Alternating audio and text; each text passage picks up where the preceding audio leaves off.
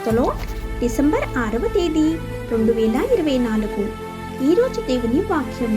మీ అవమానమునకు ప్రతిగా రెట్టింపు ఘనత నొందుదురు. నిందకు ప్రతిగా తాము పొందిన భాగమును అనుభవించి వారు సంతోషింతురు. వారు తమ దేశములో రెట్టింపు భాగమునకు కర్తలగుదురు. నిత్యానందము వారికి కలుగును. యెషయా గ్రంథం 61వ అధ్యాయం 7వ వచనం. యేసుని స్వాస్థ్యముగా కలిగి ఉండుట గొప్ప భాగ్యము. ఈ లోకంలో స్వాస్థ్యము లయమైపోవును, కానీ దేవుడు అనుగ్రహించినది శాశ్వతమైనది. మనము ఈ లోకపు మహిమను మాత్రమే కోరుకున్న ఎడల ఎటువంటి విలువను కలిగి ఉండము, కానీ మన అతిశయమునకు మన ప్రభువు కారణమై ఉన్న ఎడల అది మనకు మేలు కలుగ చేయును.